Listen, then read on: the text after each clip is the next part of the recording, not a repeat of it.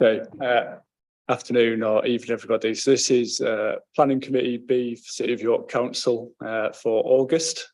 Before we go into proceedings, you'll have seen that lots of people have been passed around a number of late additional information for items tonight. So I'm just going to give everyone a couple of minutes to read through those before we go into declarations of interest. And we'll pick up again soon.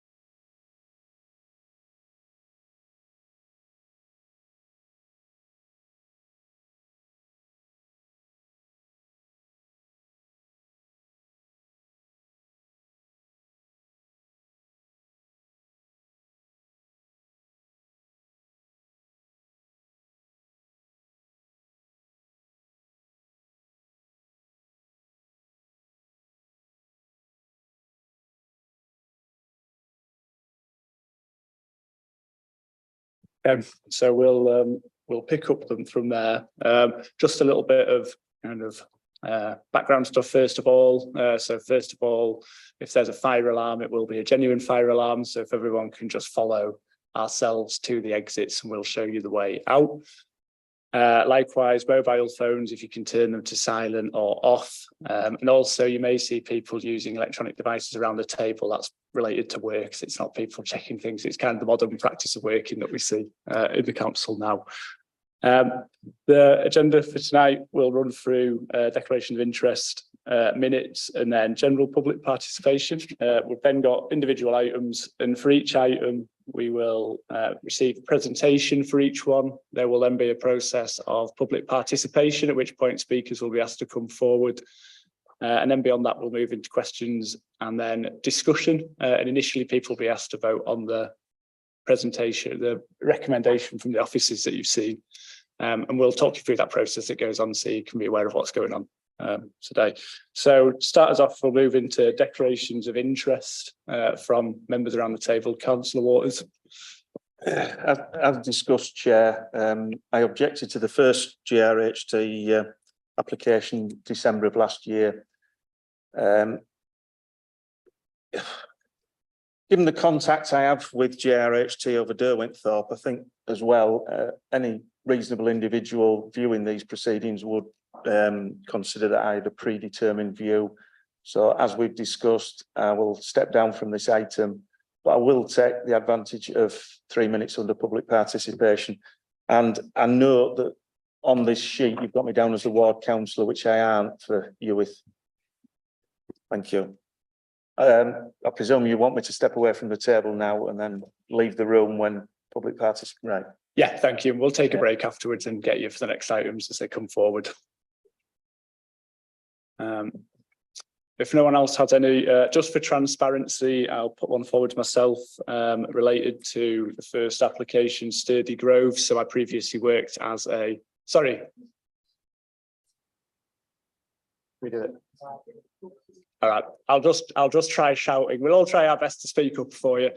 I previously worked at the council in the housing development team and met with Joseph Rowntree Housing Trust in relation to part of the land that's owned by the council, long before any designs came forward or anything, but just to notify that I have had conversations with Joseph Rowntree at that time. But I don't see it as an interest that's going to conflict the way that I make a decision this evening. The next item is the minutes from the last meeting held on the 18th of July. Does anyone have anything they'd like to raise on this? We're all happy to approve them. I will take that as a yes, and we'll sign those off. And we don't have any general public participation today. So we'll move forward on to the first item on the list today, which is item A, 12 Sturdee Grove. And I've got today with us Head of Planning Becky Eads, Principal Development Manager Lucy Yates, and Planning Development Manager Officer Neil Massey as the officers here, and Becky will take us through the presentation for the site. Yeah, thank you.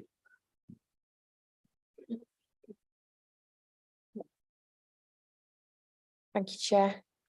So, first application you're considering is land at 12 Sturdee Grove for an erection of a 2-storey apartment building containing 10 units, which includes landscaping, vehicular access, parking, following the demolition of the existing bungalow. So there's your application site that you can see there in red, with the existing bungalow in black.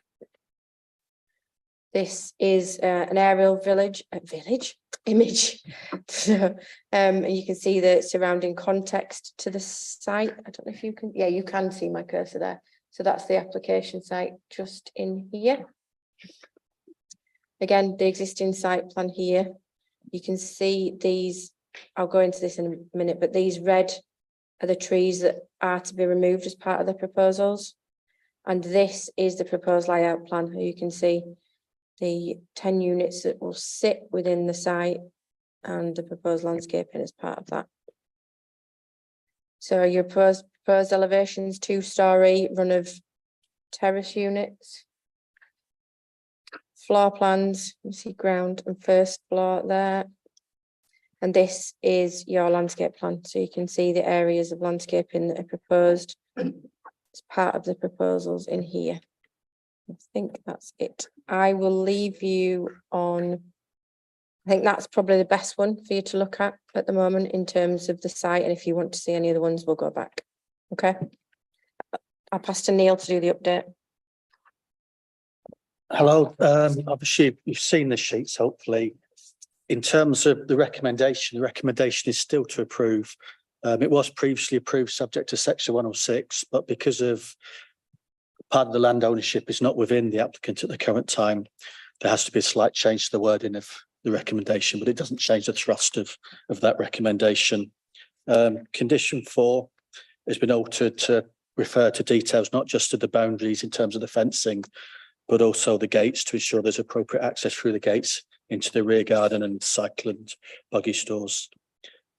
And then there was one additional representation since the report was written, and so that was raising concerns about the lack of parking and the amount of visits and car parking required in the surrounding area.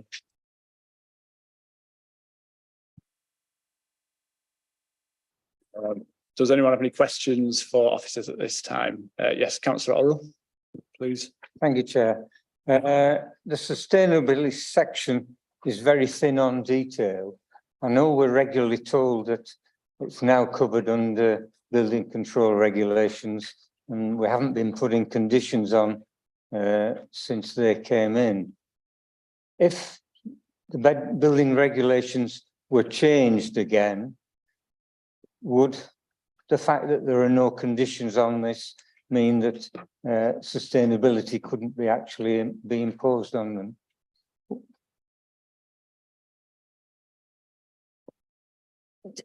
I'm unclear what you mean. This will have to comply with the current building regulations. Even if the government subsequently change or water down their building regulations, which they could at any time. I can't answer what the government may do in terms of future regs, but what at this moment in time, what you have to consider this on is that it needs to achieve Part M of building regs, and that is acceptable, we think, for the scale of the development that is proposed here.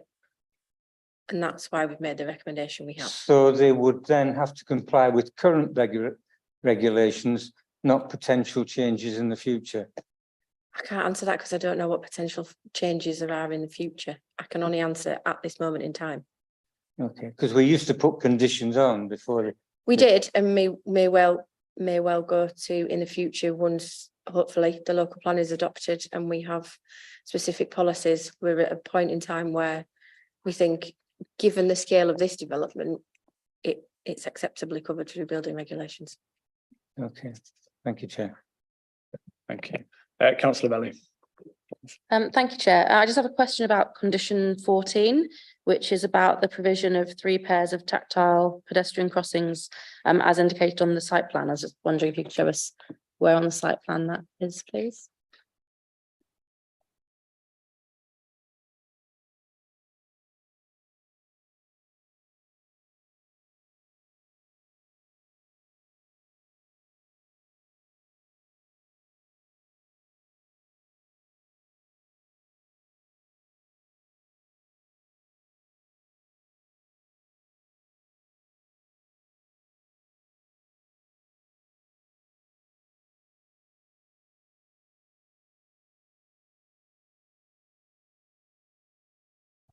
I'm not sure it's finally agreed, but it might be subject to some debate. But as I understand it, there's a crossing here,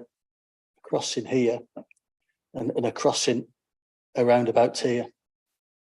I think they're existing crossings.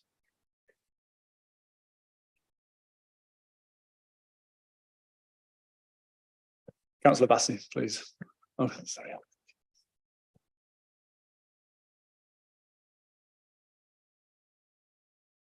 Thank you, Chair. Yes, it's about paragraph 5.8. It says in paragraph 5.8 that it is noted that around half of the land will remain undeveloped. Is car parking considered undeveloped area? It would be considered a developed area, the car park. A car park is considered developed? Yeah.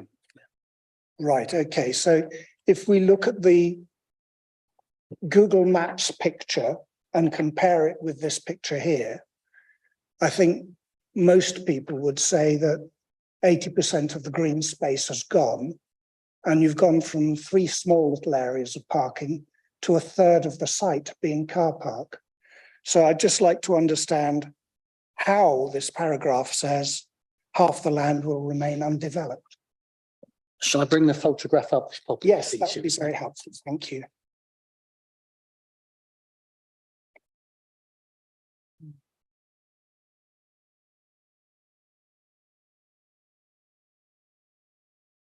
At the moment, this area is there's a bungalow there.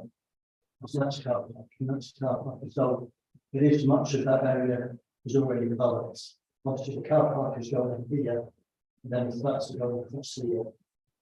And then the communal gardens for the new flats are proposed to be there. There's a strip of landscaping in the back of the which will remain with frost-free flats. So I didn't measure it exactly, but you know, mine was frost-free carpet remain. In terms of what the free space is there. Okay, thank you. Yes, I went later. Thank you.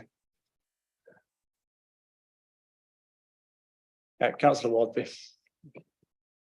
My mic's not working. Oh, really? I'll be checked. Thank you, Chair. So my question's around about disabled access, door frames, work surfaces, wet rooms. It's said that it's going to be for disabled people, etc., with people with needs. That means larger door frames, lower work surfaces, but then it says that it might be for everybody. So is that being asked? Are they going to do all the alterations? What's going on?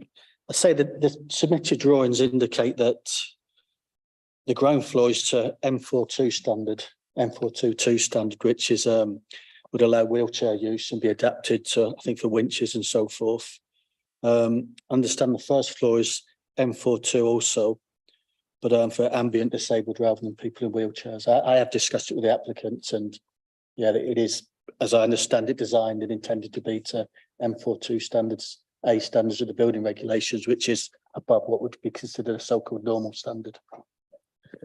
So are you saying they're going to be for disabled people and used for them? Yeah. But The design is to allow. But what I'm yes. saying is, are they going to change them if everybody, you know, people from everywhere and everybody can use them? They won't need the large door frames, and they certainly won't need a lower work surface because you'll be standing like up here and working right down. Is everything going to be changed? Has that been thought about? The intention is Joseph Rowntree is for it's to be affordable housing for people with disabilities or the elderly. I would presume that if the only likelihood, as I understand it, that wouldn't happen is if Joseph Rowntree became insolvent and they had to sell the building.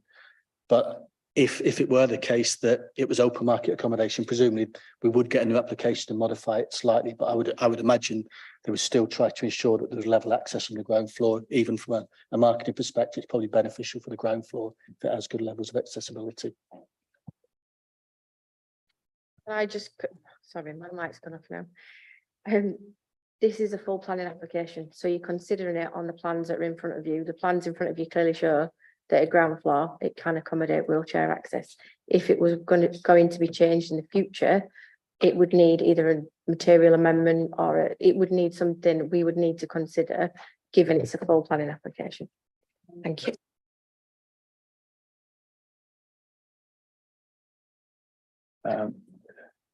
Okay, thank you for that. Doesn't look like we have. Oh, sorry, Councillor Melly. Thank you. I just have a supplementary question to that. One of the objectors said that well, as written in the report, is the top floor flats have a tortuous route to the rear communal space. Is the outdoor amenity area considered part of the dwelling? And if so, is the route to the outdoor space something that's considered when looking at whether it meets accessibility requirements? I don't think that would come under building regulations. Obviously, at the moment, the ground floor flats, which would be more designed for wheelchair users, they would go straight out the back to a small patio and then into the communal garden if they so wish. But the people in the first floor flats, to access the communal garden at the front, would have to come out to the front and then walk around the sides of the building to get to the back.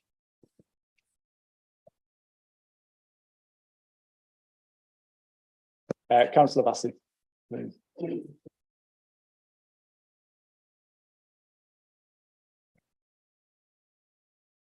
A quick supplementary on the biodiversity thing on page 16. So it's in the comments from the public.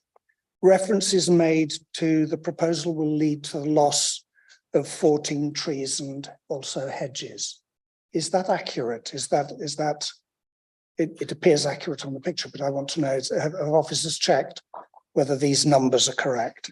I've not counted the exact number of trees. Now, we have consulted our own ecologist and they've submitted a study from an ecologist assessing the actual impact in terms of ecology and whether there'll be environmental benefits, which is set out in the report, but I've not actually counted if there are 14 trees. Okay, thank you.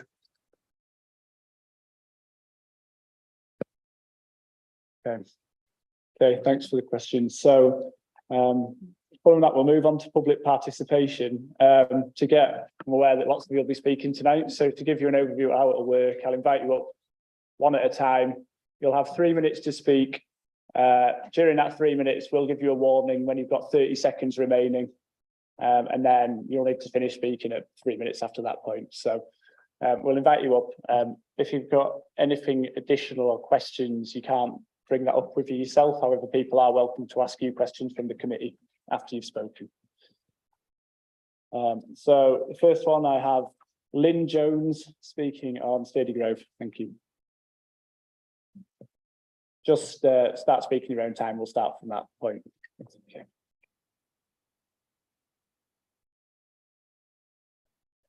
This year, one of our residents was diagnosed with a terminal illness. Our development is designed in such a way that they were able to remain at home, supported by family and friends and the hospice at home service.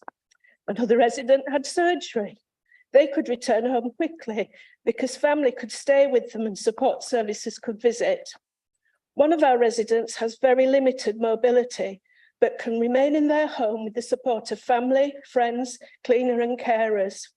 These are just 3 of my neighbours. For all of them, access to enough safe, nearby parking made being at home possible. We're now faced with losing this critical resource. We currently have 6 bay and 4 on-road spaces on our section of Sturdee Grove. There is no overflow parking available in nearby streets. We have photos to show that during the day, all these spaces are necessary. The current usage would fill the new parking bay even before new residents move in. Losing this quantity of parking puts all our independence at risk. The proposed development increases the likelihood of having too few spaces for those who need it. People will still need to access their properties by car, and even short-term parking could in the new plans create a dangerous block should emergency services need to attend. More importantly, the changes proposed suggest a lack of understanding of our concerns as residents of a sheltered community and undermines everything it currently makes possible. Independence in safe, secure homes, being at home rather than in residential care or a hospital bed, and being part of a successful community, designed in the spirit of Joseph Rowntree's vision. Whilst we understand the ever-increasing need for more housing in our city, this should not be at the cost of our existing successful housing provision by overdeveloping the small piece of land that helps to protect our independence. I hope I've been able to communicate that lack of parking is not just an inconvenience to us, but an issue that will seriously impact our lives. And in answer to your question, we've got someone who was trained in trees, our boralist, and we went round together and we mapped out 25 different species of trees and bushes, and I've got photo evidence of it. Thank you for listening. Thank you. Press it to turn it off? Yeah, that's right. Just, has anyone got any questions before the speaker says? No, that's great. Thank you very much. Cheers. The second speaker is Elizabeth Griffiths. If you could join us, please.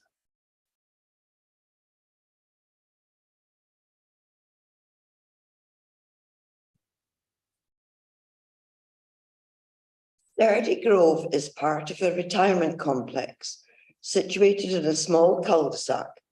At present, the area is a haven for wildlife, and the trees and hedgerows important to our quality of life, as many of our residents are frail and elderly. In the car park, I have a designated car parking space as per terms of purchase of my flat. The car park is used by residents and visitors and is a turning point for delivery vans. The land on which the new building of a further 10 flats is planned is at present our designated car park. So that means parking only available on the road if there is space at all to do so, especially during the build, as access will be required for all the work lorries and diggers, etc. We bought our flats in a retirement complex to allow us to live in security, but still independently. Many of our residents are frail with complex medical needs that require support. Parking is required for family visiting, nurses, home helps, delivery vans and ambulances. Cars already regularly park on the pavements, causing our residents with poor mobility issues to have to walk on the road. That is without the addition of 10 new flats with resulting increase in traffic. Such difficulties can only become more dangerous when the preparation for the new building begins. The thought of living on a building site for up to a year with no definite parking available is very worrying, as the surrounding streets are always full. I would not have considered buying the flat if I had known there was such a possibility of losing my designated parking space, and wonder how legal this is to take it away when I bought it as part of the purchase of my flat. I rely on my car for visiting family who all live outside York. The plans give no thoughts to the elderly already living on Sturdee Grove, who bought our flats in good faith of being able to trust Joseph Roundtree's to uphold the promises given in our lease, as when the new building is completed, we will no longer have a designated parking space, if one at all, with the plans allowing so few spaces for the 20 properties. To live on a building site for up to a year with all the constant upheaval and noise, and with the certainty of access being difficult for those relying on frames and scooters, and the worry of where to park safely, is really affecting our mental and physical health. Thank you for that. Does anyone have any questions for the speaker? Thank you very much. And final, oh, sorry, the next speaker is Councillor Waters. If you come forward and speak, please.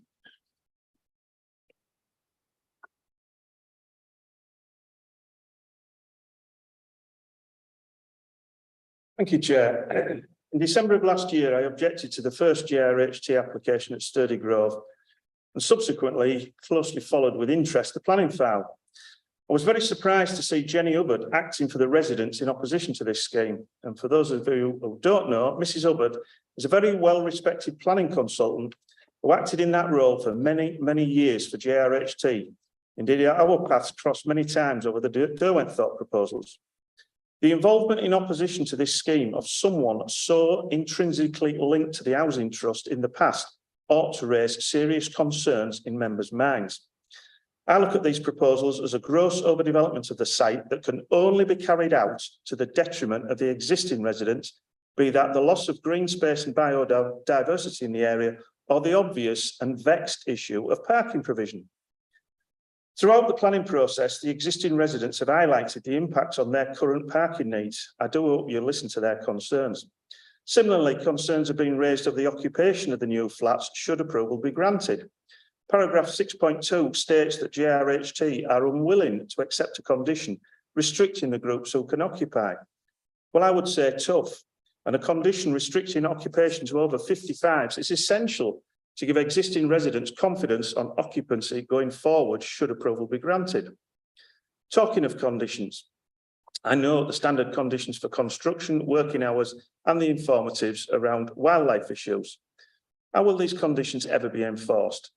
In terms of construction, this is a very constrained site with elderly and in some.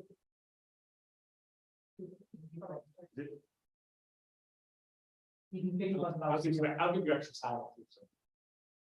How will these conditions ever be enforced? In terms of construction, this is a very constrained site with elderly and in some cases infirm residents in existing properties.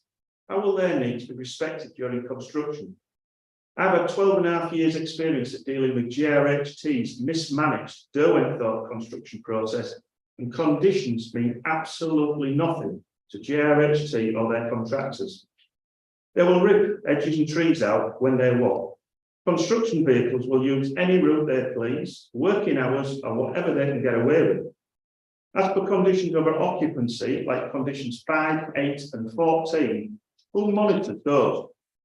On Derwentthorpe, for example, occupancy of flats took place in 2018, with unfinished roads, paths, no landscaping in places, and it's still the case. with occupants of those flats still waiting for completion of works in City of York Council planning enforcement mute. 30 seconds. I hope this scheme is refused as a gross overdevelopment, but if approved, I'm certainly going to be listening and watching intently as to how conditions are to be enforced. Thank you, Chair. Thank you. Does anyone have any questions? Yeah. Shall I ask you to wait outside? Thank you. And final speaker is David Boys Watson, please.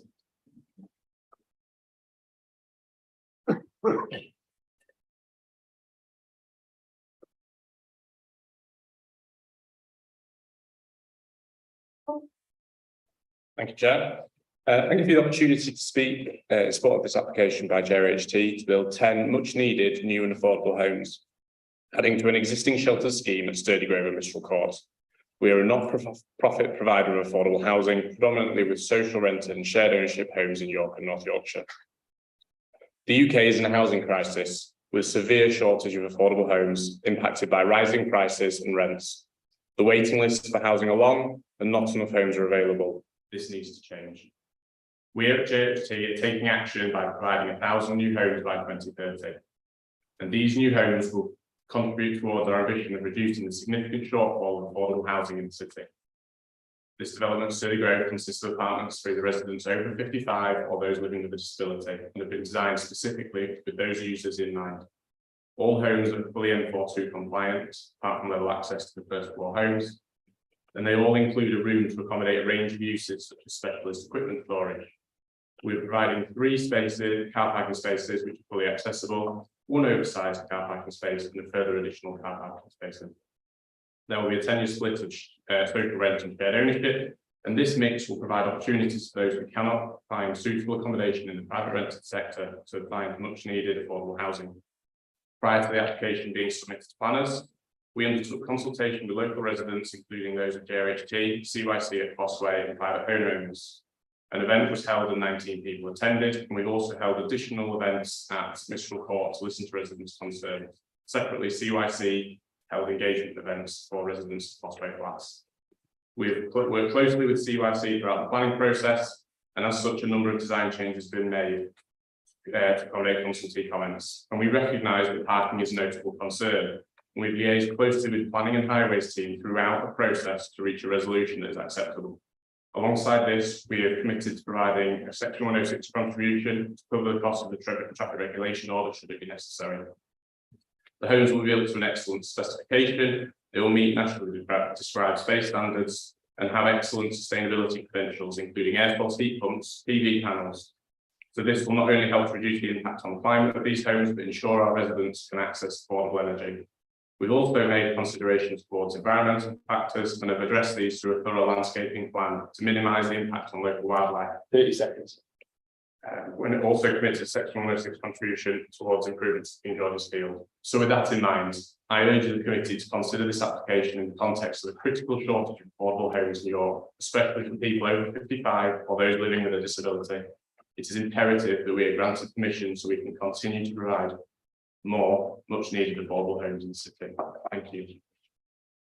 Thank you for that. Questions, Councillor Wardley. Thank you, Chair. I just wanted you to explain to us, because the residents, well, the people there are saying that they are losing their car parking spaces. Can you explain that, please? So residents have an allocated car parking space rather than designated. So there's that small area of parking already, and within Neil Massey's report, it explains around provision of car parking and loss of car parking. We're providing 10 spaces. On our experience with our other shelter schemes is that residents, it's 2 properties, 1 car parking space. So there would still be an additional 5 spaces left outside of the proposed homes, new parking required. Councillor Melly, please. Thank you, Chair. You described the application as an application for affordable housing, though the application, as we have it in front of us, isn't for affordable housing. This is just the intention, though not necessarily tied to the planning permission. Would the housing be subject to right to acquire or to staircasing up to full ownership or anything like that? That means that in the future, the properties could move into private ownership and not be permanently affordable or only for people over a certain age or disabled people? So the premise of shared ownership is it's the access route into home ownership, and the government, that is a government policy to provide shared ownership. So there is that opportunity for people to staircase out. That's just how it is. But it is absolutely our intention to deliver this scheme as affordable housing, 60% social rent and 40% shared ownership. Yeah. I've got a question for officers as a result of that, but should I save that until after public participation? Yeah. Thank you. Yeah, Councillor Orrell, please.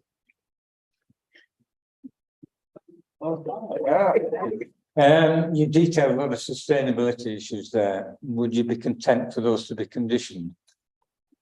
Yeah, I mean, that's JRHT's specification now. So I mean, if we must, but I think there's just as a statement, that is what JRHT does. We're trying to reduce our impact on the climate. So if we must, then okay, but you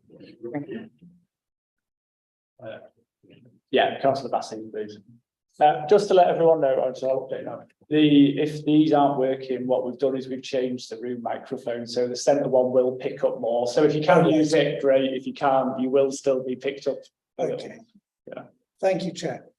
Yes, so given JRF's concerns to the environment, and the fact that the proposal would appear to lose about 80% of the green space, did JRF consider putting green roofs on these houses in order to effectively, looking at it, probably double the amount of green space and opportunity for biodiversity on the site?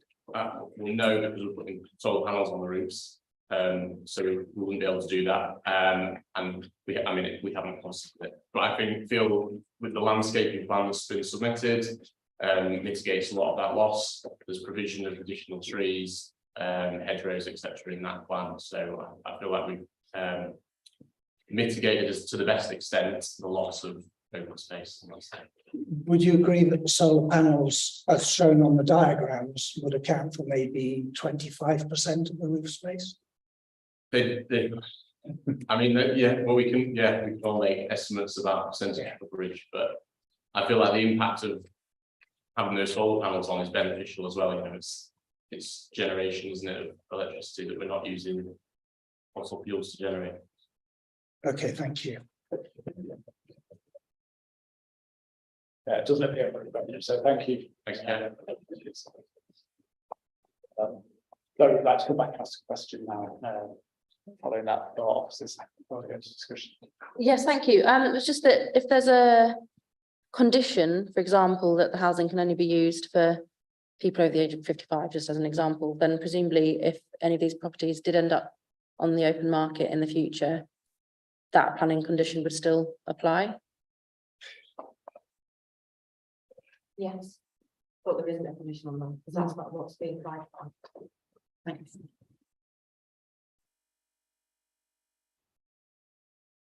We don't have any questions at this point. We will. Oh, sorry. No, you can't. Sorry, no, you said that. Sorry. Yeah, there's no questions now, so we'll move into discussion and debate, and this is to follow on for purely we're discussing the officer's recommendation in the report and whether that is moved and voted for as it stands, as well as any conditions. Would anyone like to begin? Anything we've got to raise?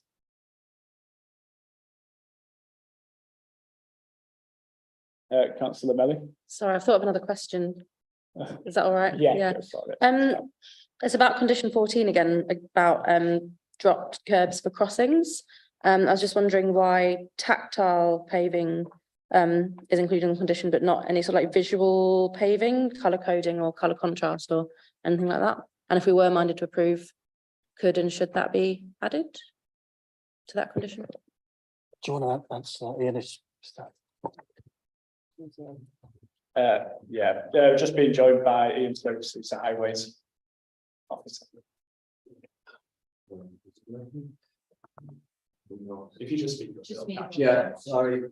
I'm Ian Stokes, I'm Principal Development Control Engineer on the planning side. The drop crossings I imagine it's just the detail that it isn't shown as being tactile painting, but normally with dot crossings, we would put tactile painting in.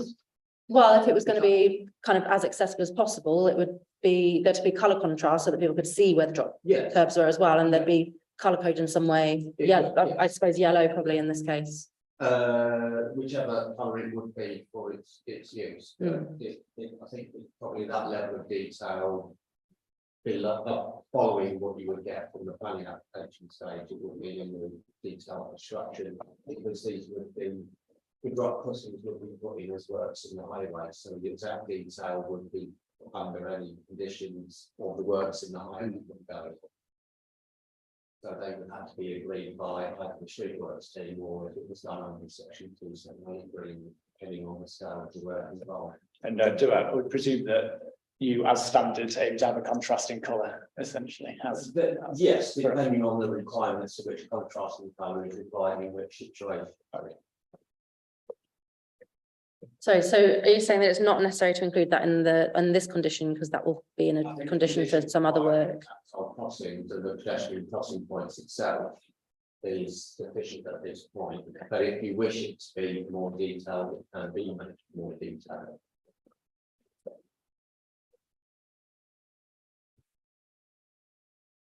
Yeah, councillor, yeah. Sorry, question as well. So some of the residents have referred to having an allocated space in the area that's being developed. Do they then, when that's gone, get an allocated space of one of the sort of 10 new ones? Or is it then a kind of free for all? I think it would be a matter for Joe Country Trust to decide if the 10 car parking spaces provided, who the additional spaces go to in terms of existing residents and new residents. We wouldn't get involved in that level of detail. Do you know how many of the spaces that are there at the moment are allocated? Yeah, there's at the moment there's 8 car parking spaces, but I don't know how many's allocated. I think to visit to see how many cars are there, but I'm not sure how many actual spaces are allocated to individual residents who live on the site at the moment. So what we've done is looked at it as a FULM, so as it is now, as a FULM, somebody to go into it as a FULM. Like I said, there will be spaces allocated where that's what Neil's trying to say, is that would be done through the management of the site by JRHT. What we've got to do as a planning authority is look at whether or not there's enough provision of new spaces as part of this development. So what's generated and what's there, we made that assessment and might have control of that. But the issue is the impact on the people's car parking. Then knowing that they had a new allocated space would mitigate the concerns of losing those existing ones. Whereas there's a general, space for car parking wouldn't do. I understand that, but we made an assessment as a FULM. Can't ask a question obviously to the applicant, but my understanding is that they have a designated parking area, not an allocated space to park in, if that makes sense. It has a specific space. Yes, no one has a specific space for their house. We do, it's on my list. Okay, sorry, well, we won't take what I've just said into consideration, sorry, that's what I just done.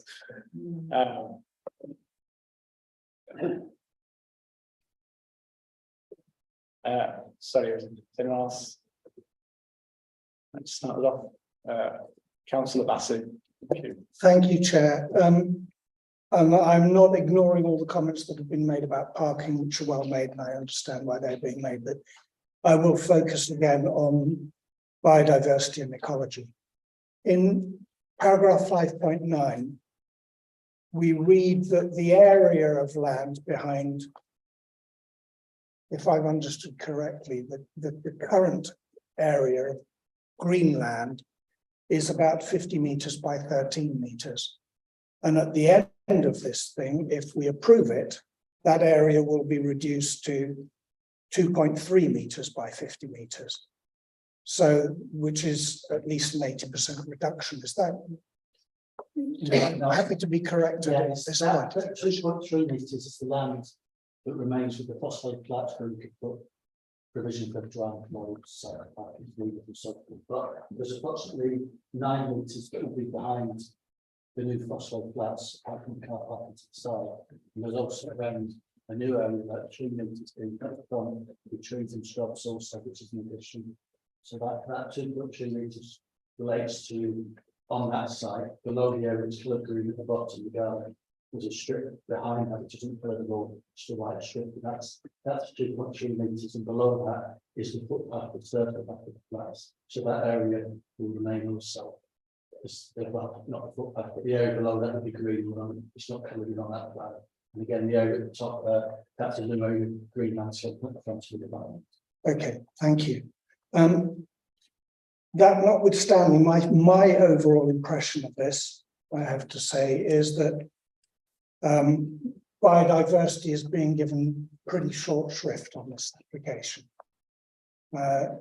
In paragraphs 5.38 and 5.39, we hear about our duty on all public authorities to have regard to the purpose of conserving biodiversity. We've heard that between 17 and 22 trees are going to be taken out. We can see that a lot of land will, one way or another, disappear that is currently used as an amenity by members, by residents, and obviously of benefit to wildlife. And we're reading about the requirement that local authorities must look after habitat and biodiversity and enhance it where possible.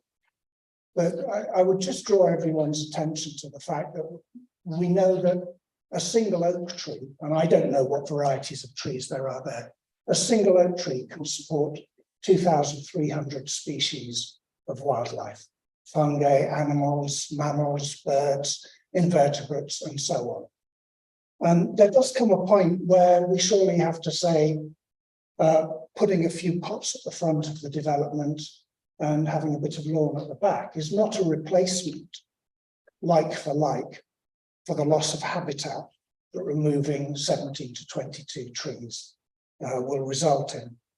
And for my money, that is serious. At this moment in time, that is serious. It's always been important.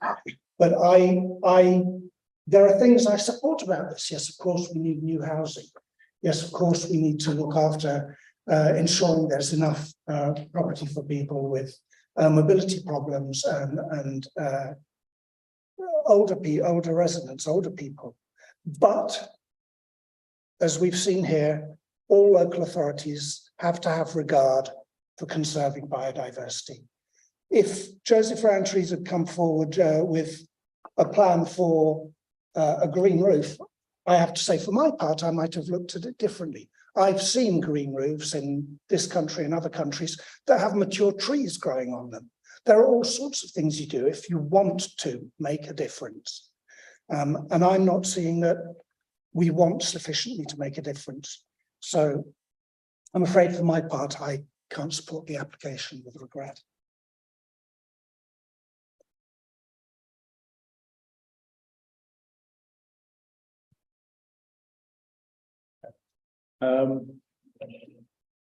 No one else.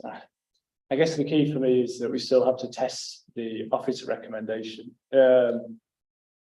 Typically, I try to wait for people to speak first, but from my perspective, while I understand the concerns about ecology on the site and biodiversity loss, well, through the planning lens in terms of biodiversity net gain, the ecologist has proposed this as being a positive outcome, and these aren't oak trees, these are self-seeded trees that have grown up over the kind of period of the lifetime of the site. And what's being created on the site is affordable housing that's kind of desperately needed for the city. So I think I'd take a different opinion on it, but I'm not going to, as chair, move it forward. But I am seeking to understand if everyone would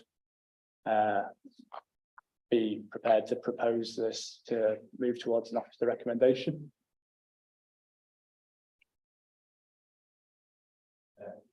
Yeah, Councillor Hollier. Would it be unreasonable to have a condition which said that the area of allocated parking you know, in the new car park would equal what is existing at the moment. Well, there'd be no loss in spaces of the, you know, existing. Or... I'm sorry, I can't hear anybody. I can't hear Becky, I can't hear anybody, sorry. So would it be unreasonable if there was a condition which said that the number of spaces currently used as designated parking spaces should be retained in the new car park?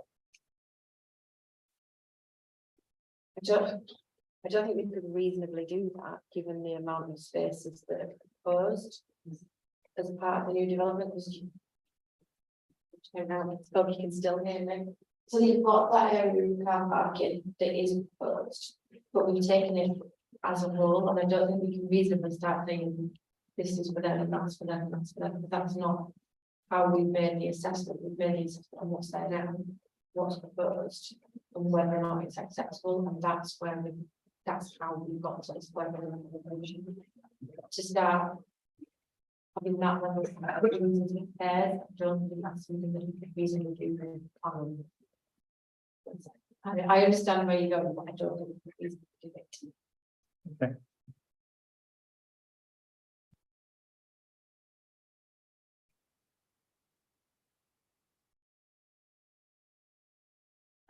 Councillor, yeah. Oh, no. I'll help you out then. I'll move the officer recommendation as it stands. As I say, I do have concerns about the car parking situation, and I take the points that Councillor Vassey made, but I don't see that it isn't policy compliant, even if we don't necessarily like everything about it. And I think that's probably that is the test ultimately we have to go to. So I'll move the officer recommendation. Sorry, Becky. I've just got an idea. We could potentially add a condition for a management plan if you want that car parking area. That would overcome your concerns. With the addition of the management plan. Yes, we could potentially do. We can reasonably say that we want some kind of plan from JRHG of how they're going to manage these spaces in future. We think there's enough, but how are they going to manage them in future is something we could reasonably do if that would allay concerns. Okay, that I think would be helpful, so I'm happy to add that in. Okay.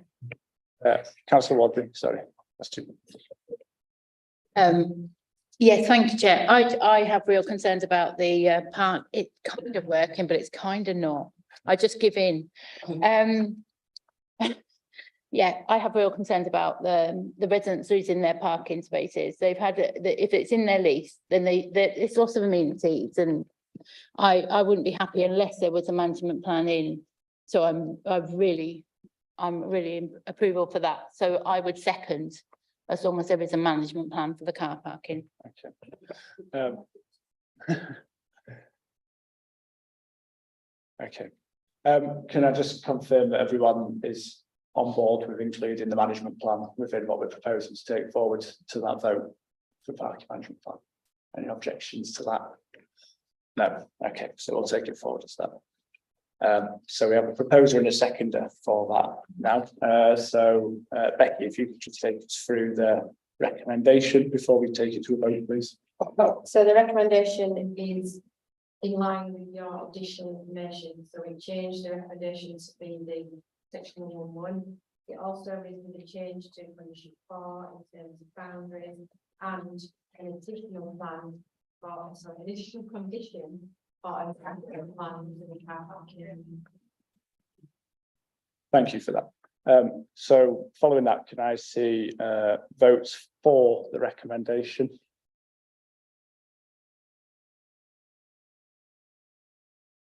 And those against? And that's non-abstaining.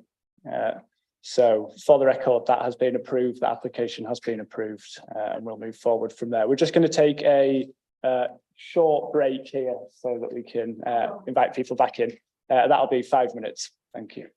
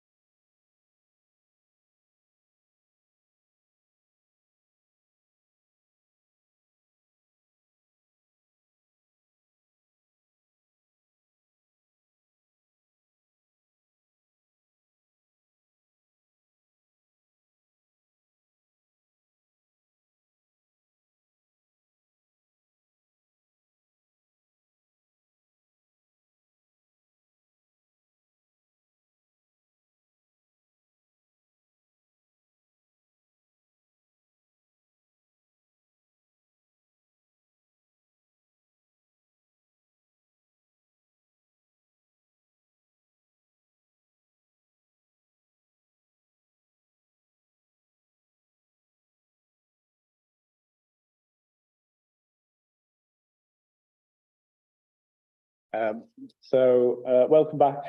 So the next item we're going to speak on is item 4B. Just before we start that, just introduce Victoria Bell, who's joining in. And if you could take us through the presentation there, thank you. Thank you, Chair. So this is an outline application for the demolition of the existing structures and erection of 6 dwellings with associated access, car parking and landscaping, with all matters reserved except for access, layout and scale. So you can see this is the existing site here outlined in red. Just where I'm moving my cursor. This is an aerial image, as you can see. Just in here, the application site. So these are site photos looking north, and then again looking south towards Strensall. These are the existing buildings on the site. Again, existing buildings. More photos from in the site. This is before the site was cleared. And again, when it was in its previous use here. And this is a site cleared of vehicles with business now appearing to have closed. This was taken this month, you can see. So this is your existing site plan.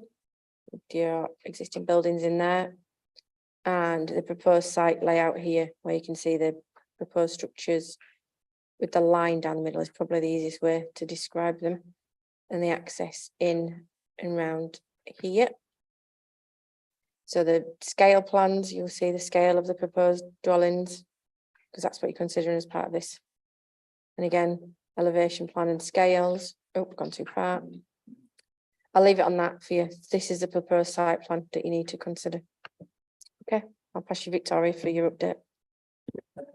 Okay, just briefly, the committee updates in front of you. Within the report, there are references to policies of the Development Control Plan from 2005. Committee is requested to disregard the reference to these policies, and as such, we request the following. We request a revision to reason for refusal 3 to remove the reference to the 2005 policy.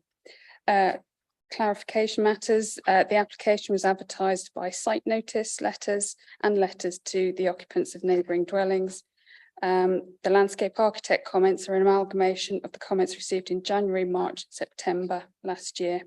There's a paragraph on the planning balance, and to conclude, the additional information has been assessed and the officer's recommendation remains for refusal. Thank you. Does anyone have any questions for officers on this item?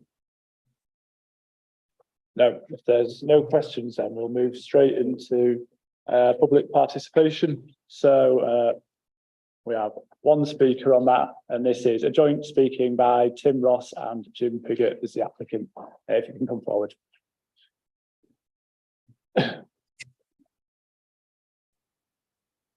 Just to remind you, our 3 minutes, and we'll give you a warning with 30 seconds to go. 3 minutes each, or together. It's always worth asking.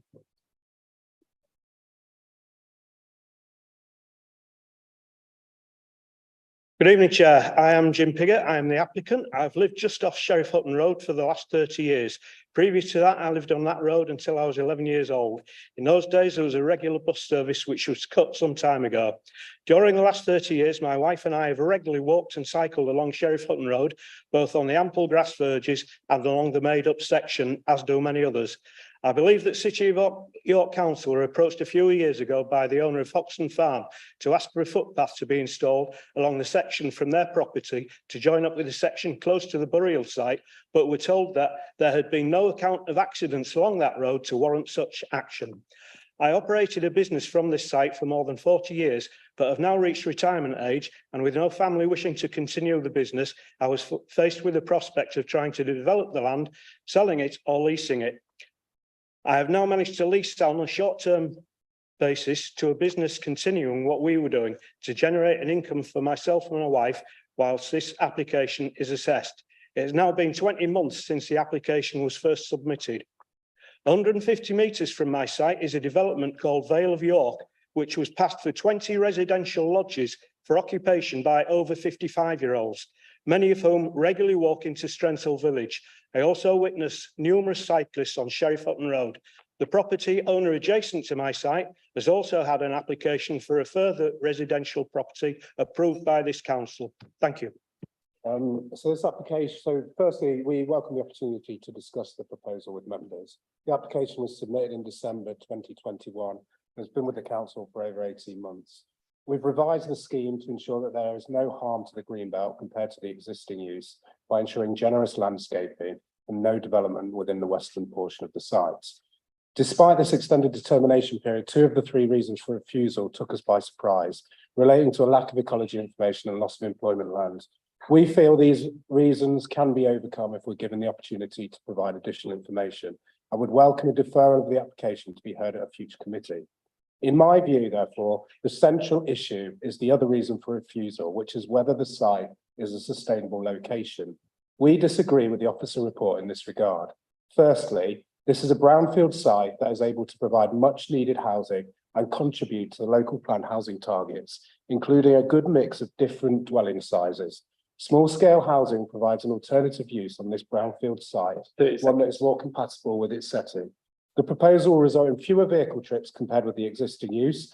The site is an existing employment use which attracts customers, service vehicles, staff trips. Because the existing site is a well-established operation, it would be unreasonable to refuse permission on sustainability grounds. Strensall's shops, facilities and public transport options are only 15-minute walk away or 0.8 miles or a short drive. Multimodal travel is also an option to travel further afield. That's your 3 minutes if you can finish up there. So okay. Thank you. Thank you. Thanks. Does anyone have any questions for the speakers before I move on? Councillor Waters. Afternoon. It's certainly answered one question for me anyway. I was going to say, would you have accepted a deferral if we had sorted out some of these other reasons, which I must admit I disagree with as reasons for refusal? Would you then be willing to undertake this extra ecological work? Absolutely. Yeah. Providing it was reasonable? Absolutely. Right. Yeah. That answers that question for me. I'm quite happy with that. If there's no other questions, then you can take a seat. Thank you. Thank you. Thank you.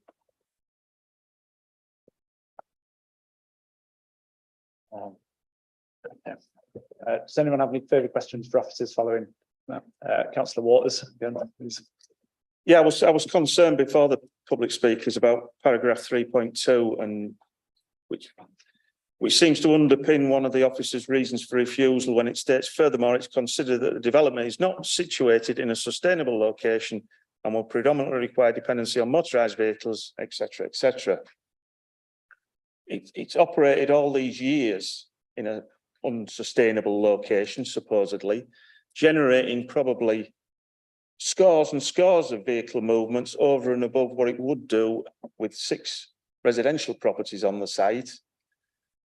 I think when you go further into it, traffic and transport, we've just got to be realistic if you want to get these brownfield sites developed. And I'd be very interested to hear from Highways Development Control what you're going to do with a location like this. If there was a proposal for a caravan site, if there was a proposal for a gypsy site, any of these other things that people might find more acceptable, think of the traffic that will be generated. I'd just like some explanation of 3.2, please, from the officers.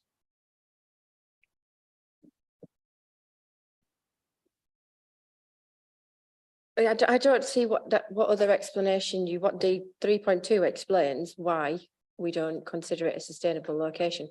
We can't answer questions on what if it was used for X, Y, and Z. What you have to do is consider the application in front of you in terms of planning. You've got all the information in there that we've given you, and that's for you to consider at this point in time. Councillor Orrell. Yeah. Thanks, Chair. Is there a reason why the fact that it's in the green belt is not one of the reasons for refusal?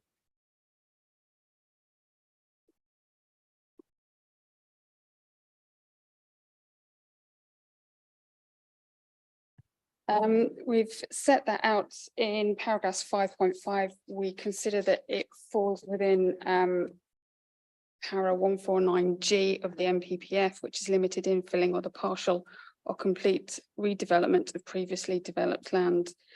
On balance, it's considered that the dwellings on the site would have no further impact on the openness than the existing use.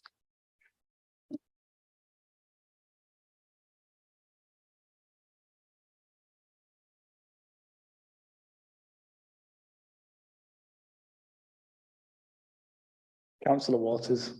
Well, in terms of impact, I think it's stated earlier by your own ecology side of things that it will have a beneficial impact over and above the present use. If I could find the paragraph.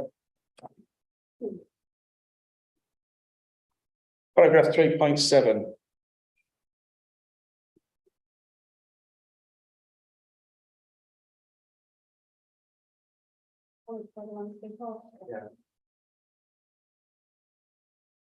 That's the comment by the landscape architect, not the ecologist.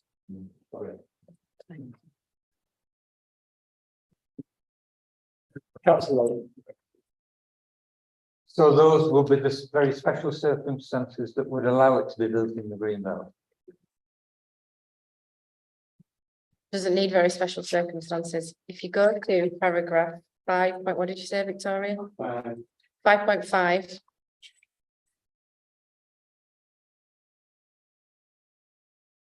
Yeah, so it's not inappropriate. Exceptions to this include limited infill or a partial or complete redevelopment of previously developed land.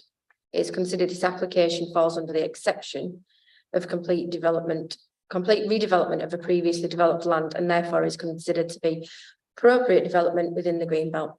So because of that, it doesn't need very special circumstances.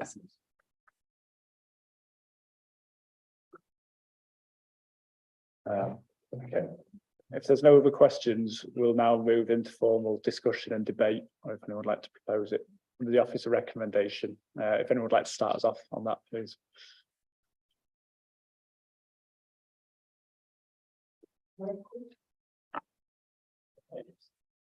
Sorry, Chair, can I quickly draw attention, just for the sake of everything being accurate? 1.6 refers to Councillor Doty. It's ex-Councillor Doty now, isn't it? And just so that we're correct in what we're doing. He was a councillor when he called it. I can see why it Yeah, happened, yeah. but just to make sure Yeah. we're correct. Thank you.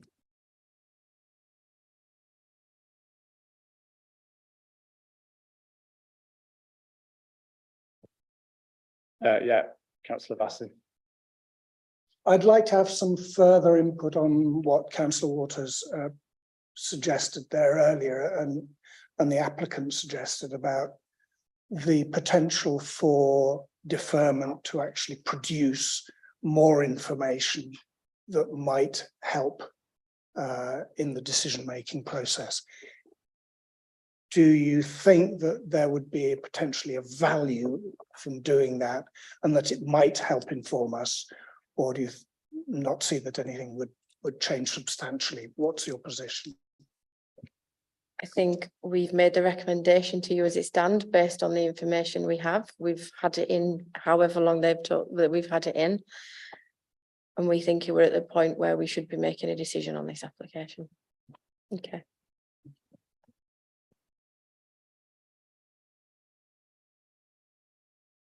Councillor Waters. Well, I'll try and move it forward for you, Chair, because you're looking around for somebody to try and progress things. I think it's absolutely ridiculous to be trying to turn this down on the fact that it's not considered to be in a sustainable location. It's a site that's operated, albeit for business use, for donkey's years. It's a site that, with the best will in the world to the applicants, isn't a particularly attractive site from the roadside.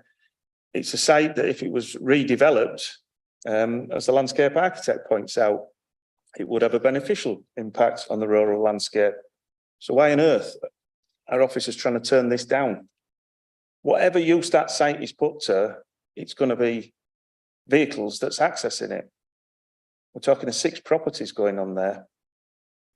Car use will be minimal compared with continuation as a scrapyard. So I'd like to, if there was any agreement around this table to saying that the only thing that's holding this up is the extra ecological information, I'd like to move deferment on the basis of seeking that extra information. Yeah, we can't move straight to that, but you are welcome to put across that point. I was just trying to move it Yeah, forward. no, it's very appreciated. It's helpful.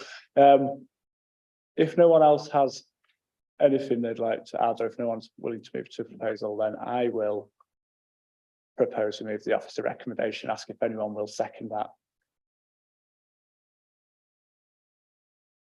Okay, Councillor Hollier. Seconded. Okay. In that case, oh, sorry, Councillor Valley. Sorry, Chair, just entirely for neatness, Yeah. in reason for refusal 3, it should probably be updated to say this policy instead of these policies, seeing as the policies have been reduced down to 1.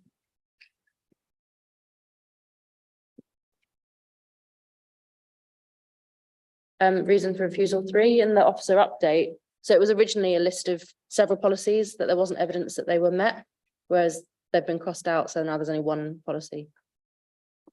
Yeah, yeah.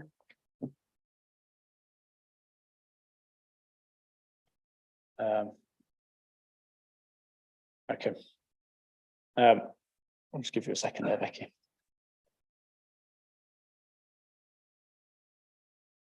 If you can just take us through the recommendation, please. So the recommendation is for refusal in line with your committee update, which we've just and then amended to say this policy rather than these policies. And the other reasons for refusal as outlined in the report. Okay. In that case, I will start off by asking people to put their hands up for voting for the officer recommendation.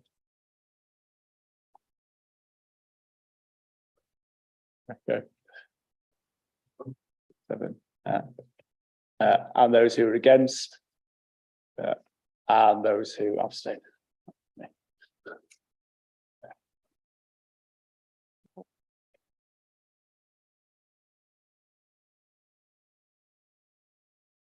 Okay, to confirm that that has been refused, the offer recommendation. Now I'd like to look for people to propose an option for how we take this forward, or to debate discussion. Oh, sorry, that's been approved. It's been refused. Sorry.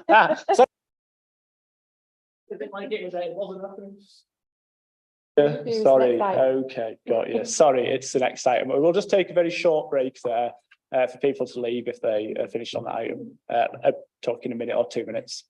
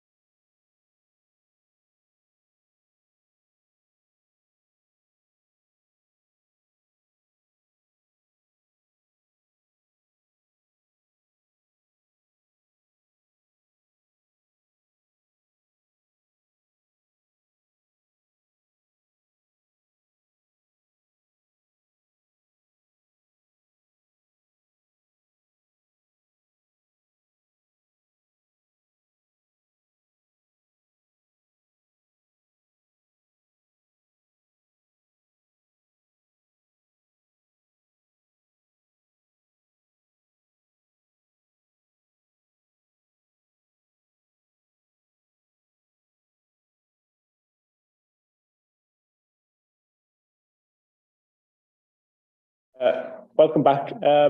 We've had Councillor Holly has left, so we need to nominate and select a vice chair for the meeting. Councillor Wardby, if you could. Thank you, Chair. I'd like to suggest Councillor Orwell, please. Yeah, is everyone in support of that? Yes, and that's fine. Okay, Councillor Orwell is the vice chair for this item. Okay, moving on, we've got the final application of the night. And if you could take us through the item for that, please, Becky. Thank you.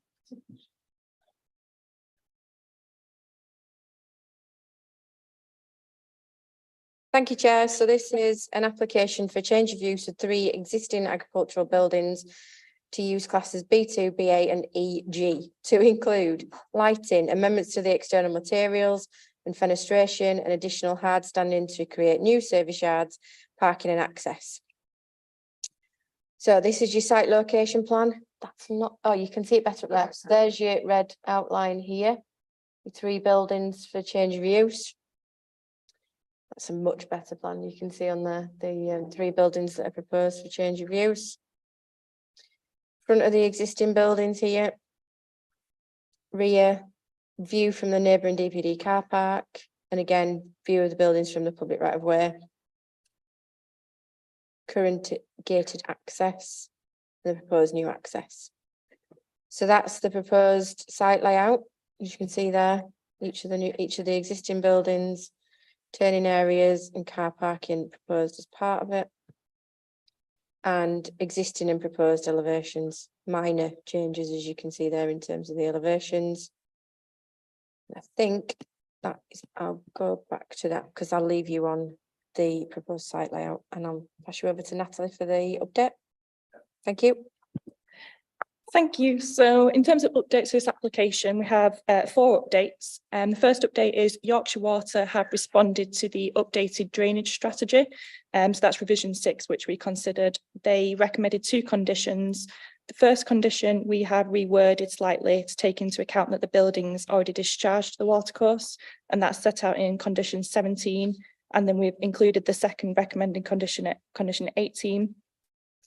The Highways Officer has reassessed the updated site plan revision C and has recommended removal of condition 8. However, the other highways conditions are to remain. We have also received a response from the Travel Planning Officer who has reviewed the submitted travel plan. The comments are summarised in the update sheet. However, as officers, we recommend that the travel plan condition 14 is reworded to ensure that an updated travel plan is provided prior to occupation of each unit. That means the travel plan would then be specific to the needs and operations of each business. And I've just written out there the recommended condition 14. And in terms of the pre-commencement conditions, we sent the list to the agent and applicant and we received a response back. The agent did query a few conditions. The only condition they queried, which was pre-commencement, was condition 8, which, as noted, has been now removed. In light of the additional information, the officer's recommendation remains for approval, subject to conditions set out within the report, to include the removal of condition 8 and the rewording of condition 14. Thank you. Thank you. Has anyone got any questions for officers at this time? Councillor Waters first, please. Yeah, I'm still confused from the last application, and even more so when I read paragraph 5.36. Is this site considered to be a sustainable location, transport-wise?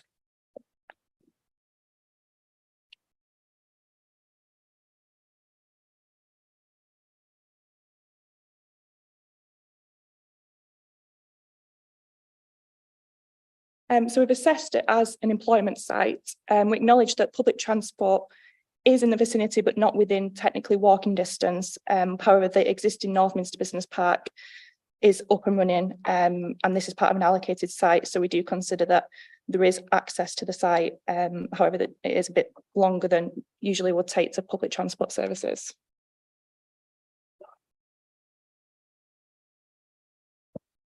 Can anybody from transport define whether it's a sustainable site or not a sustainable site? bearing in mind what's just taken place. That is for officers to make that assessment, and officers have done it, and we've given you a recommendation. But nobody's actually stated on here whether officers consider it to be a sustainable or unsustainable site in the same way that the last one was weighted. We've very clearly written a whole report that outlines the site and the considerations that we've given in planning terms. And we've given you that answer. Councillor Bassey. Thank you, Chair. Yes, no postcode was given attached to this particular application. So I struggled a bit to find it on Google Maps to get a sense of where it is. And I just want to make sure I've understood what I've looked at when I've looked at the map. Can we go back to the first slide that shows its position in context? Yeah, thank you. The bottom middle of this picture shows three fields. No, further down, sorry, the bottom, yes. So if we go down to the bottom of that, we've got a series of fields there. Am I correct in understanding that that is the site of the community woodland?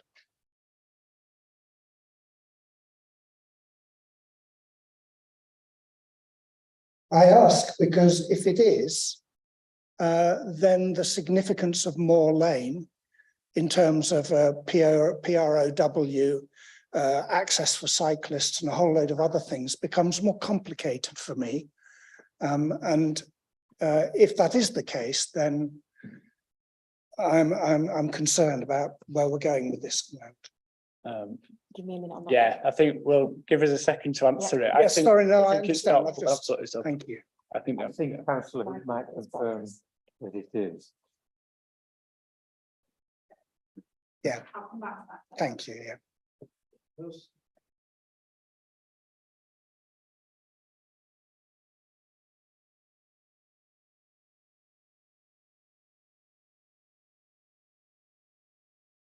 Sorry, has anyone got another question while we wait to check that one? Councillor Melly. Thank you, Chair. I was just wondering what public protection's consultation response was. Here it doesn't say, it just says that they reiterated their original comments and advised the conditions that they recommended before, but it doesn't actually say what those conditions are or what those comments were.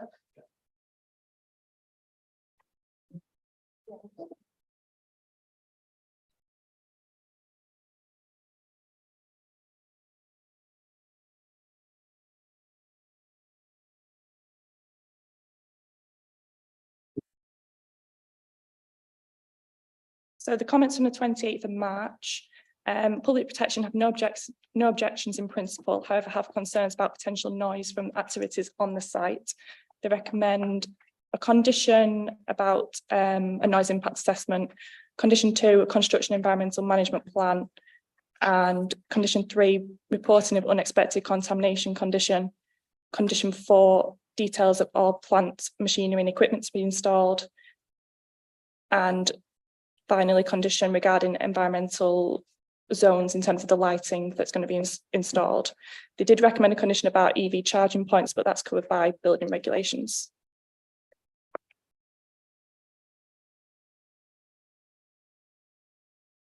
Councillor Melly, please.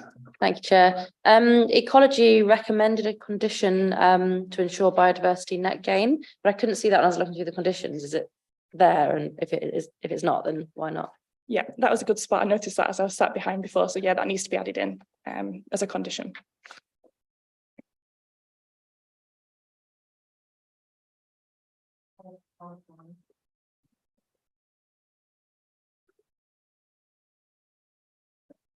We'll just wait for a second.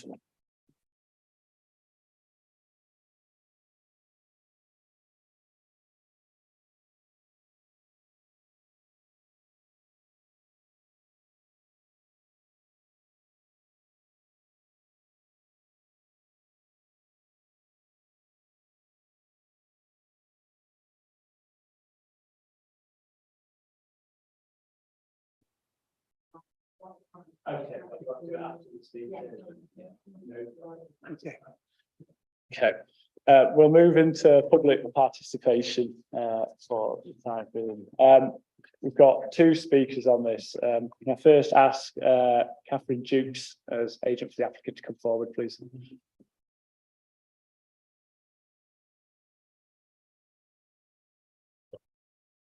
Thank you. Good evening, everyone, and thank you for the chance to speak in support of the application. We welcome the recommendation for approval, which confirms how the proposal is policy compliant, being for change of use of 3 substantially constructed agricultural buildings. Following the death of the original owner of the buildings and sale of land so the council could create a community woodland, the buildings are no longer required for agriculture, which initiated the submission of the application. Obviously, the buildings become an extension to Northminster Business Park. Northminster Business Park is a long-established, recognised hub within the city for commercial premises and employment opportunities. Not only is the change of use of existing buildings compliant with national and neighbourhood planning policy, but the site also forms part of the wider allocation for employment purposes within the emerging local plan. Consequently, there is an expectation that the site will come forward for delivery for new commercial space, whether through current planning policies or the emerging local plan. The principle of development is therefore confirmed, which will secure benefits associated with the reuse of existing resources, new premises for businesses and new employment opportunities.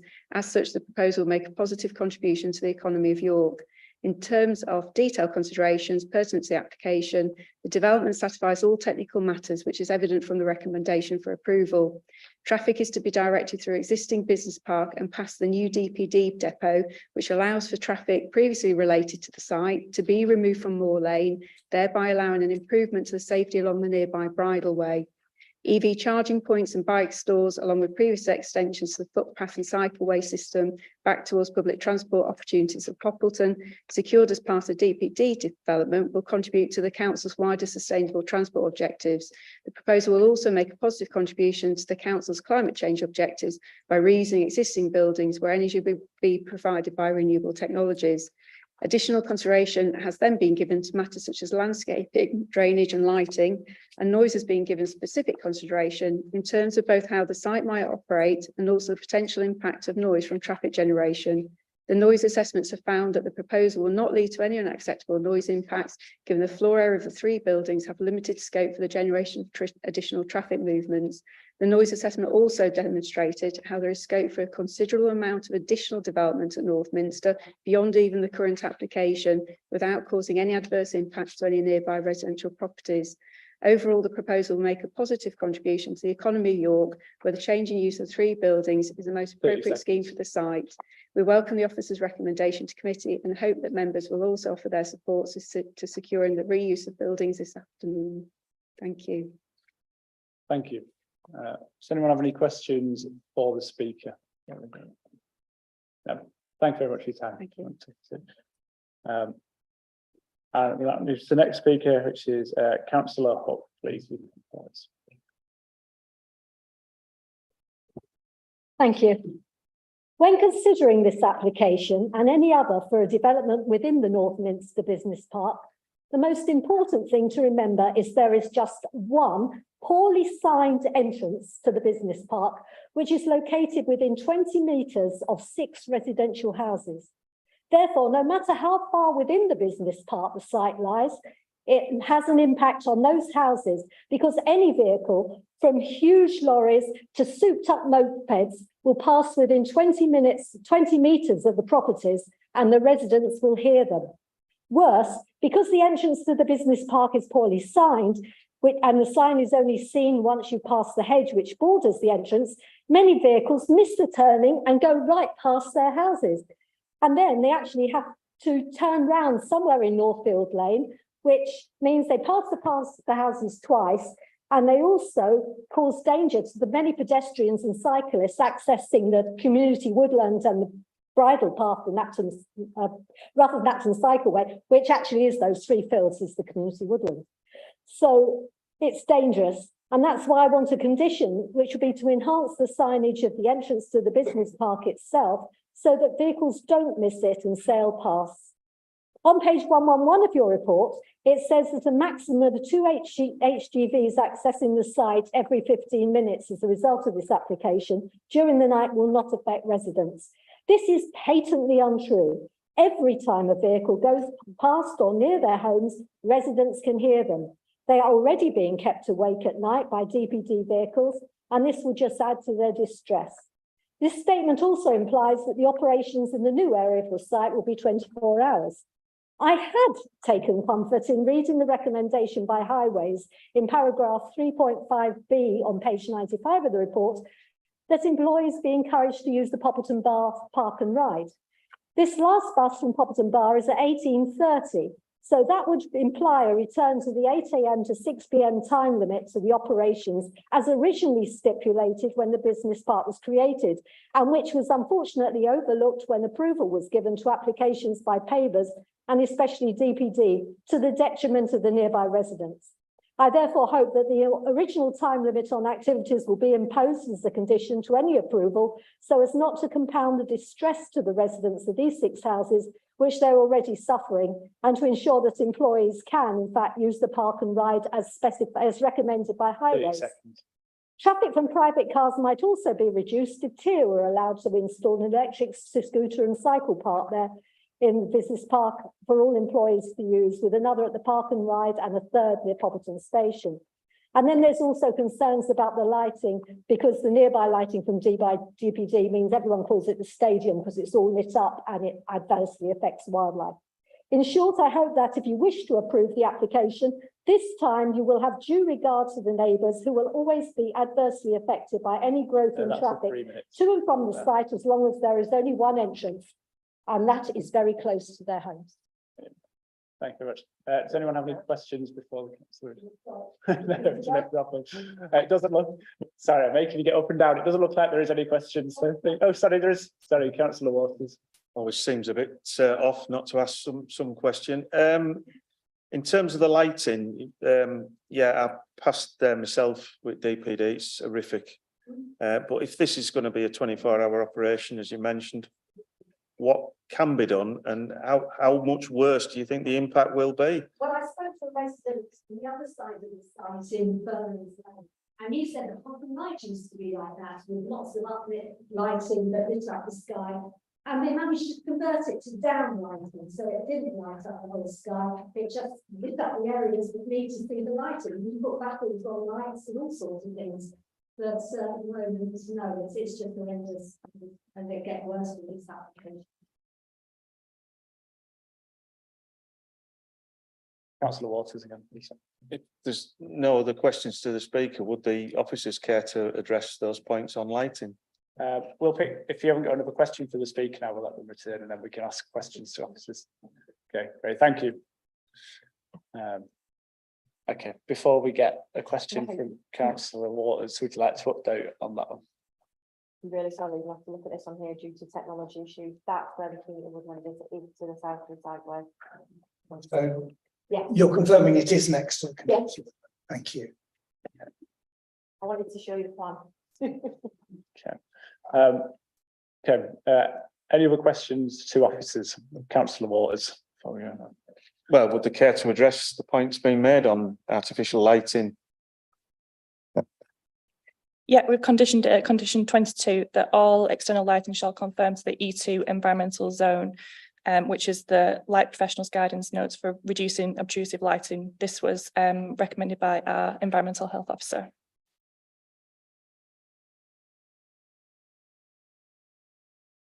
Councillor Wardby first, please.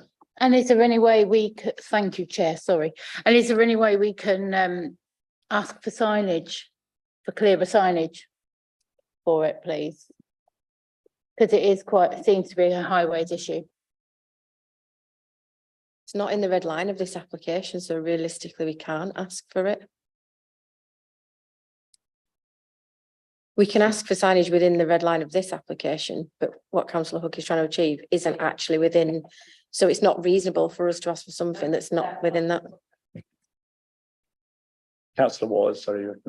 Just going back to the lighting, presumably the DPD application had to meet the same standards. And again, I'd challenge anybody driving past there at night to tell me that that's acceptable. I can't recall off the top of our head what that condition said. I don't have any further comment on that. Councillor Melly, thank you. Thank you, Chair. Earlier in this meeting, we had a planning application which included a highways condition affecting the highway not within the red line boundary of the application site. What's the difference between that and this? The first application, the Joseph Rowntree Housing Trust application, had conditions to do with parking, drop curbs, things on the highway outside of the red line of the application, because it was to do with impacts on the highway of the development. That directly related to that application. It was in relation to that application. The signage is for the business park itself, not for this application. So it's not directly related, is it, to this application? So the reason is because it's not related to the application, not because it's outside of the red line boundary of the application. The signage for this application within this site, but we can't ask them to start putting signage in for the business park as a whole. Yeah. Because that's not directly relatable to this as well. It's not in the red line, and it's not directly relatable to this. Yeah, but it's not to do with where the red line of the boundary is. It's because it's not a direct impact of this application. I was sorry, yes. Yeah, you can sometimes put conditions on like that if it's directly relatable. Thanks. I just wanted to clarify that. Yeah, sorry, yeah.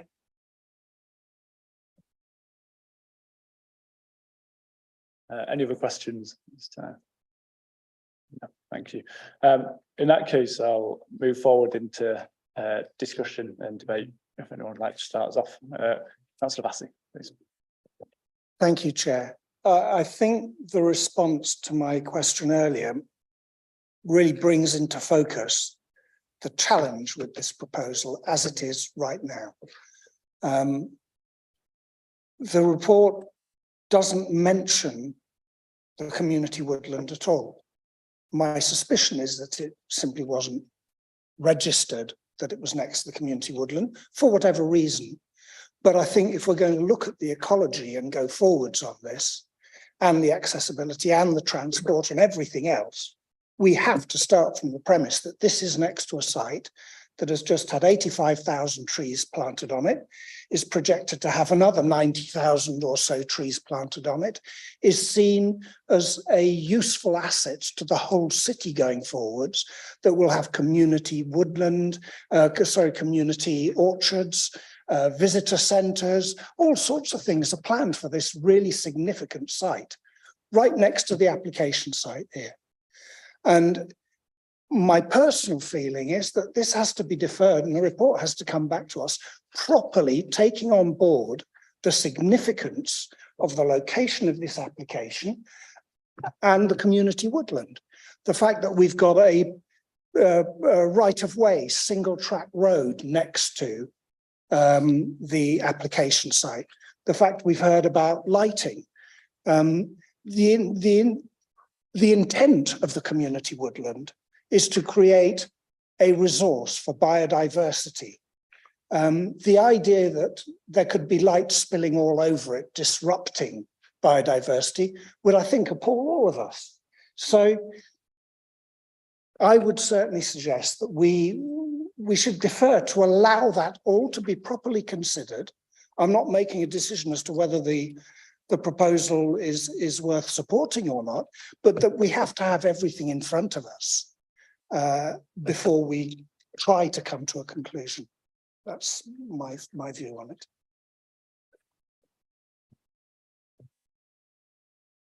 What else we've been to add?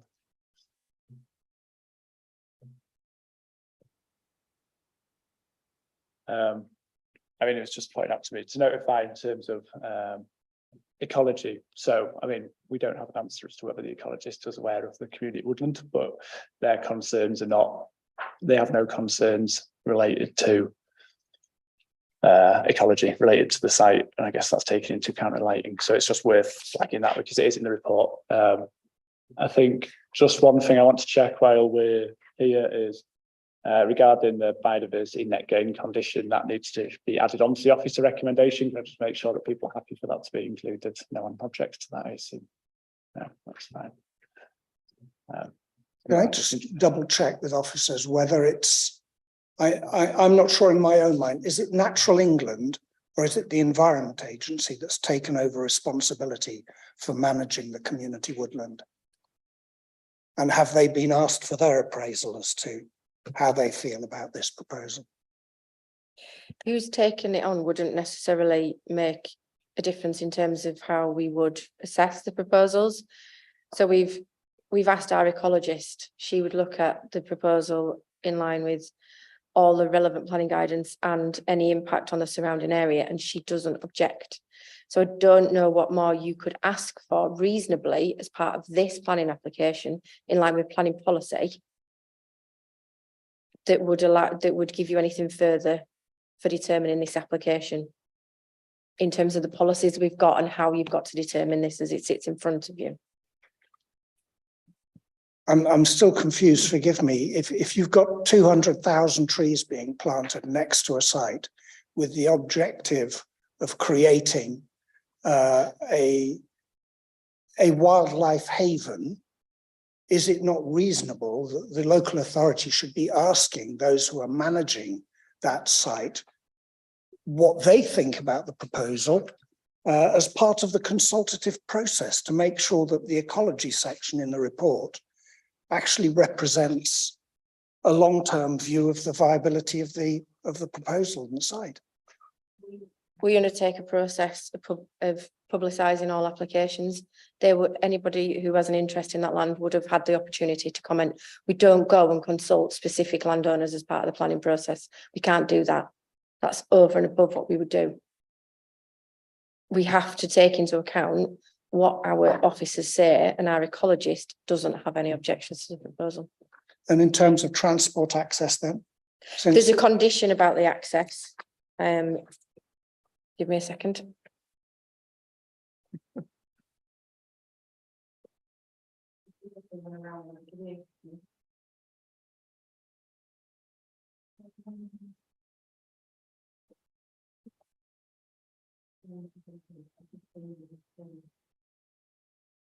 Right, just to draw your attention to, I've just spotted it, condition 6, and it's specifically around a biodiversity construction management plan. And then you've also got condition 13, QN, that says no part of the development hereby permitted shall be brought into use until the existing vehicular access along the southern boundary of the site to the Moor lane, and then it specifically talks about the public right of way as being permanently closed to vehicular traffic in accordance with the details indicated on the approved plan. Again, an extra level of protection there to the public right of way, but then you've also got a specific biodiversity construction environmental management plan, as well as the other one that we need to add. So from a planning point of view, what we've got to consider this application, we think there's enough within those conditions, and the extra one that we're going to recommend that you put on is sufficient.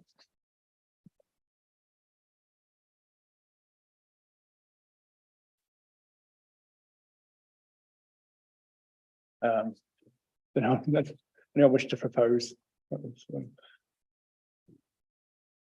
Yeah, I'm not going to propose. I'm just supporting what Councillor Bath is saying. I think we're being asked to make a decision without the full information that we need. Okay, understood. Councillor Walters. Has the updated landscaping plan mentioned in 5.64 been submitted then? And if it hasn't, could what Councillor Bass is querying form part of that?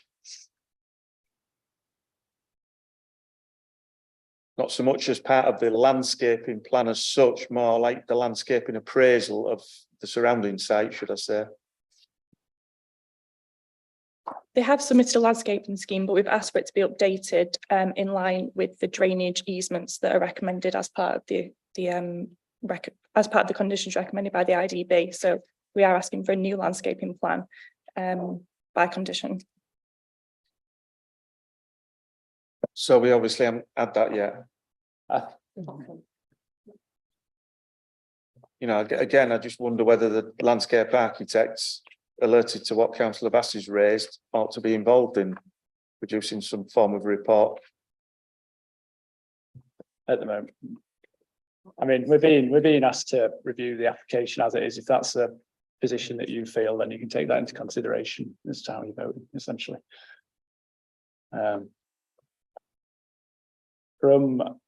I hear quite strongly what you're saying in terms of the things that you brought today, but I do think in terms of the vast majority of things related to the buildings that are already there, disappointingly, and planning isn't the place to resolve the situation for existing buildings. It's not the applicant's responsibility to resolve the buildings on the rest of the park.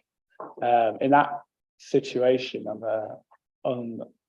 in terms of for this application to resolve that, that should go through whoever, environmental health, through highways. If there's an issue with signage and it's dangerous, that's the channels that's raised with. It's not for each, you know, you see it all the time for new applicants to be requested to resolve historical problems in the wider area, and I just don't think that that's right. For me personally, I think that it's a positive change of use, would be my opinion on this. And even though there are some concerns, I think I'm happy for them to be dealt with by condition. But personally, I'm happy to propose that we move this to a vote, but I've got to understand whether there's going to be someone who's willing to second that. Councillor Manny. Seconded. Thank you. Yeah, the recommendation, we should make sure we have the biodiversity net gain on there. Yeah. So your recommendation is in line with the additional information that you've got and the an additional condition with regard to biodiversity that we've accidentally missed, but we'll add that. We want that adding on. Okay. Yes. Sorry, I appreciate you won't have the exact wording, but could we have an indication of what that condition will be about biodiversity net gain, please?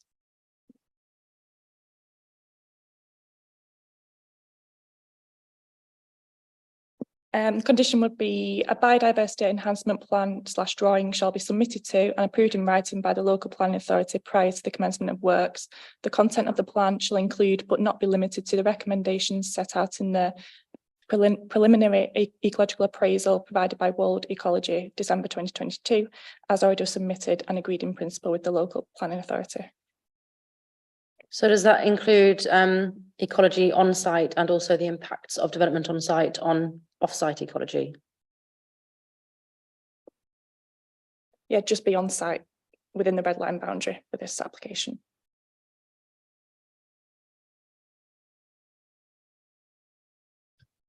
Thank you. So we'll move forward for a vote on the officer recommendation. Sorry, Councillor Bassey.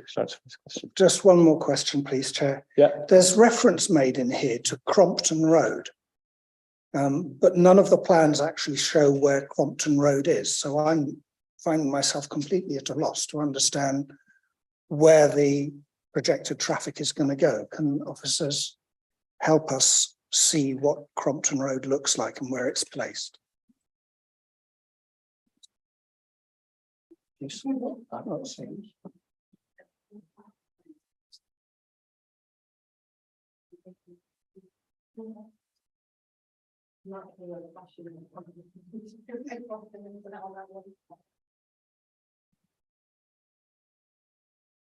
So on the location plan, Cropton Road is the road which is to the east of the DPD building. This road here. So that existing road. In terms of the plans that we've got on page 131, are you suggesting it's a road that goes here? Yeah, that's what I'm seeing. It's a new road, yeah. But there doesn't seem to be anything feeding that. So where's it coming from? It comes from Glisdale Road. Oh, it comes off. Right. So does this road currently exist then? Because yeah, Cropton Road exists. Yes, it's new. It was built as part of the DPD extension. Do you remember the photos? If you look at them, if you look at the photos, there's a photo that shows you the new road. So if you see on proposed new access, page 141, that shows you the new road. Is that right? That one. Yeah. Yeah.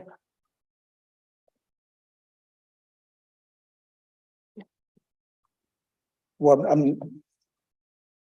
so here, where's Crompton Road? What are you showing us? That road there, and then Glasgow. Oh, right, Road is- it connects Yeah. to Gladstone Road. Okay.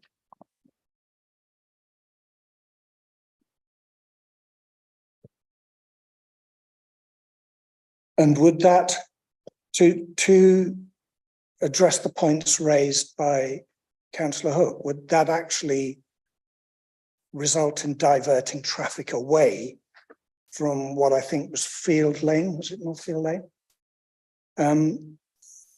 Or is the road, where's this traffic going to come? Where's it going to originate in order to address the concerns she raised? So as existing, the 3 agricultural buildings are accessed from the public right of way.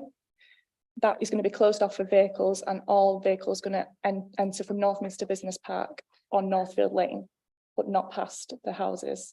It's further forward than the houses. Right, thank you.